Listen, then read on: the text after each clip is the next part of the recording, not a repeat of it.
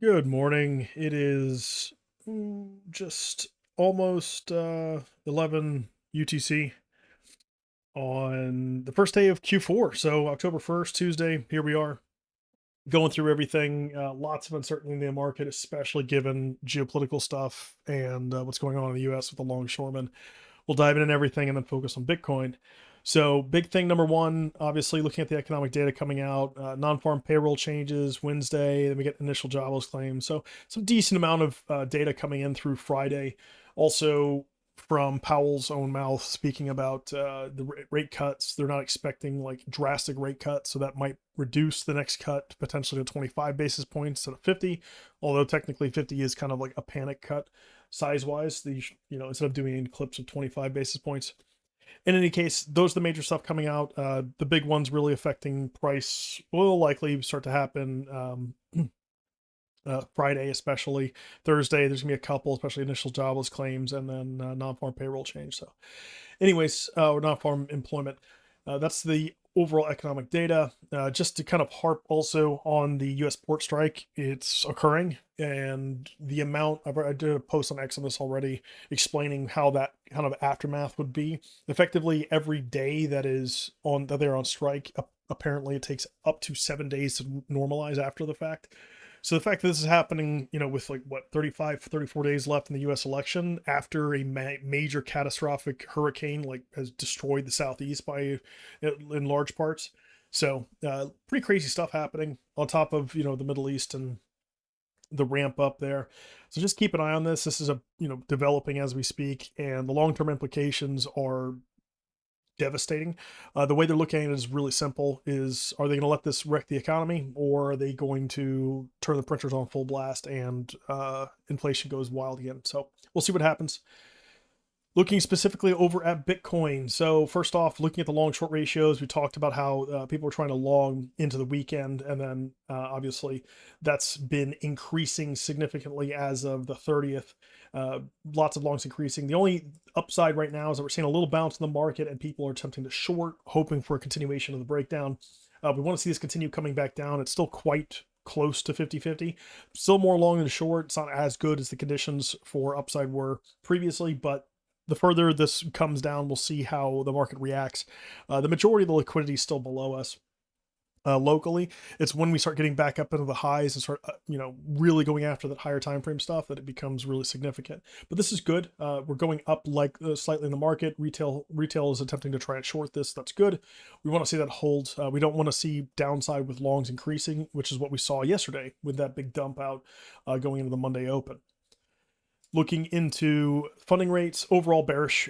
Obviously, less so than it was yesterday, but still significant. The bigger outliers are like Bybit showing a positive funding rate, or bullish funding rate. Everything else is incentivizing downside in general, so just keep that in mind. And then looking into the liquidity side. So I'm here on the 1 hour just showing the important stuff. The big thing to keep an eye on is the big clip below us. I think that if there is some continuation fail here, if we have any failures under 63K, effectively getting below the low that we're bouncing at from the 26th of September, likely we're going to get a sweep of that long liquidity. A lot of this stuff is high leverage right at 62.2, so keep an eye on that. The higher time frame still looks pretty decent if we have some regain of level. I think that's like the number one thing just to consider. Where we actually stop, there's still quite a bit of high leverage stuff above. In the grander scheme of things, the liquidity here is rather insignificant. This is the first little bit where I'd expect, a take of that liquidity down to 60.6. And then we want to see some bounce, some strength to come back up to test stuff. If there's the failure that we actually make new lows and break things, then we start talking about the worst case, which is a loss that takes us to 58K. Loss of 58K basically opens up the bigger downside liquidity, potentially sub 40K or sub 50K, excuse me. But for right now, you're technically still uptrending, you're holding support, and you want to see hold in that 4 hour structure. No new lows, no new closes. Otherwise, it's going to start looking really rough really fast. Looking over at trading light as well. There we go. So just looking at the order book here, shorts are added quite heavily at 64.5. That's the local stuff holding us down.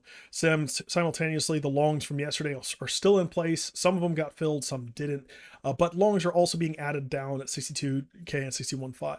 Now, this doesn't look natural. That doesn't look natural. That didn't look natural. And obviously, when we saw them pulling those orders, that's kind of pushed this continuation of the downside.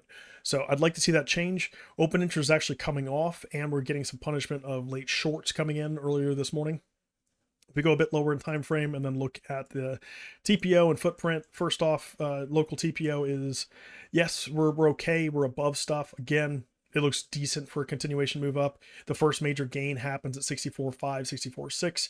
That gain there should take us to a retest higher. Looking at the footprint itself, as far as like the orders, I'll actually look at the 4 hour first. So there's definitely enough short liquidity here to continue a drive back up, but what's the gain that matters? 64.5, 64.6, basically this flip right here is what broke the local structure. I think there's enough to get us up to 65K. I think that's very significant as far as imbalances go. There's definitely enough aggression to the downside, so we just want to see some regains there if we can get above these imbalances. If you go to 65K, I think then 65.5, that's the major one. Above that, it's kind of inconsequential. That's where I would want to see major failures and then continuation down if that's the case. If we regain 65.5, regaining this low, you're looking at continuation. So finally looking at the general plan, no major changes from yesterday. Big thing, obviously, we had the move down. We had a continuation drive back into our beautiful green zone for a long. So pretty nicely, you got some of it, not as much as I'd wanted to, but decent move up. We broke 1.4%. So not a bad place to take a little bit of profit if you were scalping against that. For the time being, yes, you have broken down some structure. You haven't really failed anything significantly. These are the key levels that I'm looking at for the most part. Stuff doesn't really start to break until you have a 4 hour or higher close under the Q3. So 62.7K, closing under that really starts to break stuff. And the next level, 61.5. The high leverage long liquidity, as we saw on the other chart, that's still in place down at 62K, all the way down to like 61.5 and even lower. I think it's a lot bigger than it is a lot bigger than people think. 60.6, the May open, that's about as deep as I'd want to go before we start seeing some major continuation moves. That'd be a nice flush out of a lot of local long liquidity without generally breaking all of the upside structure. The general break would occur once we start losing 59.5 and obviously 58K. If that is lost, you are downtrending high time frame and pains on the menu. But for right now, it's still technically uptrending on the higher time frame. You've broken some local stuff, but that's really it. July Q3 must hold. If we lose that, it looks bad. Q4 close above Q3. So again, new major key level, 63.3K. That is going to be significant on every ticker, every time frame, every market, every chart. That Q4 open, keep an eye on that. So we'll see how the market reacts on the open. So that's that. Take it easy, and I'll catch you tomorrow. Peace.